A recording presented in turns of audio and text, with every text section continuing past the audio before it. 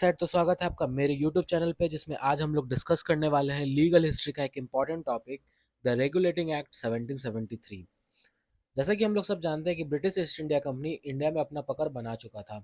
उसके बाद होता है बैटल ऑफ पलासी और बक्सर, जिसके बाद क्या होता है, रॉबर्ट क्लाइव जो कि गवर्नर जनरल थे इंडिया में, उन्होंने क्या किया, डुअल सिस्टम ऑफ एडमिनिस्ट्रेशन लाया। अब ये डुअल सिस्टम ऑफ एडमिनिस्ट्रेशन बहुत ही ज़्यादा जो था गड़बड़ था, जिसमें बहुत ही कॉम्प्लेक्सिटी था और बहुत ही ज़्यादा उसके रिलेटेड कंप्लेंट्स आ रहे थे। इसमें होता क्या था कि जो कंपनी थी उसके पास दीवानी राइट्स था, कि रेवेन्यू कलेक्ट करने का राइट्स उनके पास था, और जो नवाब थे बंगाल या कहीं के भी, जो कि मुगल एम्पायर्स हुआ करते थे, उनके पास जुडिशियल और पॉलिसिंग राइट्स था। बट कहीं ना कहीं ये दोनों पावर जो था वो कंपनी के हाथ में चले गए थे, और फार्मर जो थे इससे काफ़ी ज़्यादा सफ़र कर रहे थे, और फार्मर का जो भी इम्प्रूवमेंट था वो कंपनी जो थी ठीक से नहीं कर रहा था, और उसको निगलेक्ट हुआ जा रहा था।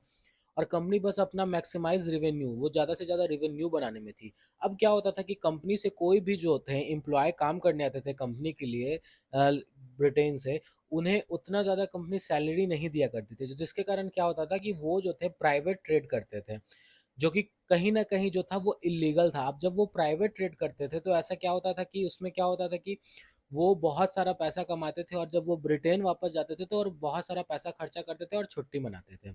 रॉबर्ट क्लाइव खुद प्राइवेट ट्रेड भी करते थे।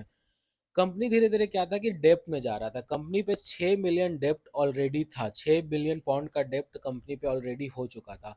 कंपनी जो थे डिविडेंड 12.5 जो थे शेयर होल्डर्स के लिए जो थे वो डिसाइड कर दिया था।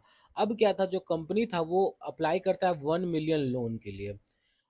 तब ब्रिटिश गवर्नमेंट जो थी उसका आँख खुलता है जब वो देखती है कि जो वहाँ के जो एम्प्लॉयज़ हैं वो जो है वो तो बहुत ज़्यादा रिच होते जा रहे हैं, वो बहुत ज़्यादा पैसा कमा रहे हैं, लेकिन कंपनी क्या हो रहा है, दिन प्रतिदिन लॉस में जा रही है, और कंपनी बस लोन पे लोन लिए जा रही है। तो इसी के लिए गवर्नमेंट जो था, ब्रिटिश गवर्नमेंट क्या करते हैं, एक सीक्रेट कमेटी बनाते हैं, जो कि सीक्रेट कमेटी क्या करती है, रिपोर्ट को सबमिट करती है।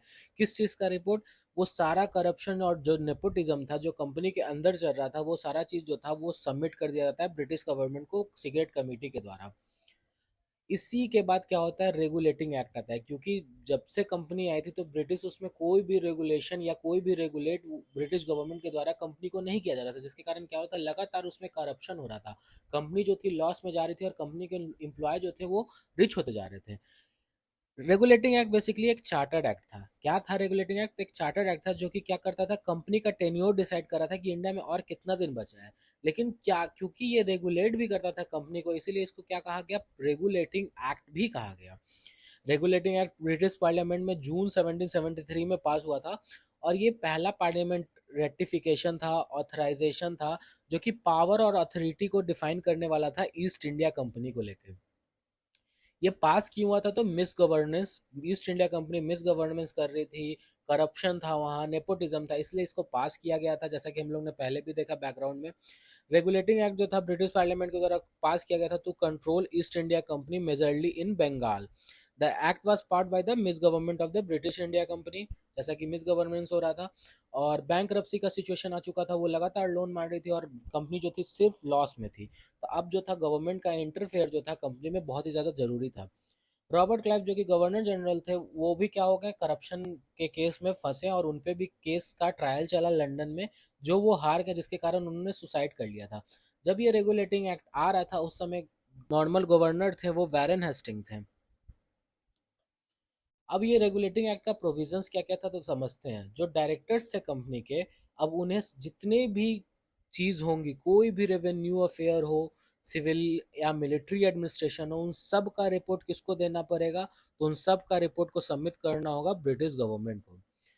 एक्ट जो था परमिट किया कंपनी को अपने territorial position in India. Act जो था कंपनी को बोला कि आप इंडिया में रह सकते हैं, लेकिन जो भी उसका एक्टिविटी होगा, ये रेगुलेट होगा, वो फंक्शनिंग वो कौन करेगा? ब्रिटेन से होगा, ब्रिटिश गवर्नमेंट करेगी।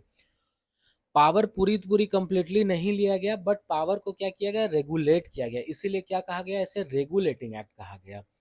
इसमें जो था, पहले क्या था, कंपनी जो थे डायरेक्टर जो थे वो हमेशा 1 साल के लिए जो थे अपॉइंट होते थे। अब जो था पीरियड ऑफ 5 ईयर के लिए कंपनीज के डायरेक्टर अपॉइंट होने लगे, और 1/4 जो था हर साल रिटायर्ड होंगे, और जो कंपनी का इलेक्टेड है वो री इलेक्ट नहीं हो सकता है वापस।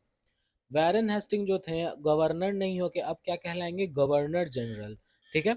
उनके साथ 4 अदर काउंसलर थे जिसमें क्लेवरिंग, मॉनसून, वेरवेल और फ्रांसिस भी होंगे। एक्ट जो था गवर्नर जनरल अलॉन्ग 4 काउंसिल, उसमें क्या था कि जो एक्ट था वो प्रोवाइड करता है appointment of governor general with 4 council का, जैसा कि हम बताएं। और गवर्नर जो थे अब गवर्नर जनरल कराएंगे जो कि बंगाल के गवर्नर होंगे।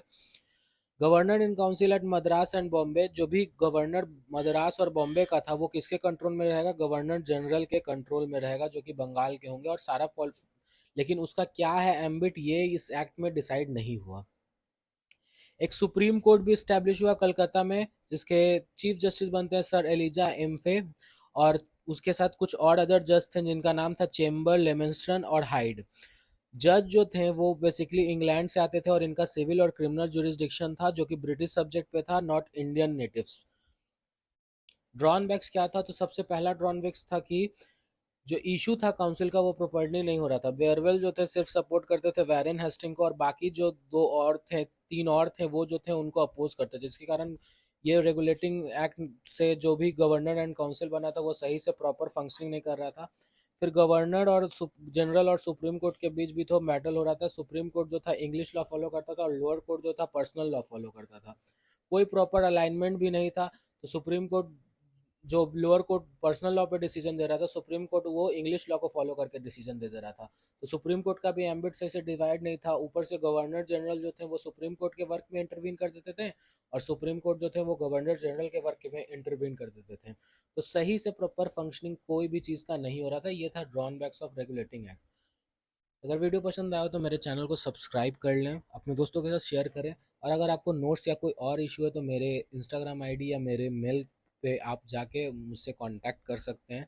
साथ ही साथ किसी और चीज़ का इंक्वायरी करना हो, जैसे क्लैट का हो गया या लॉ या जुडिशरी के किसी भी क्लासेस के बारे में, या कुछ भी ऐसा चीज़ इन्फॉर्मेशन लेना हो, तो आप मुझे मेरे व्हाट्सएप पे कांटेक्ट कर सकते हैं।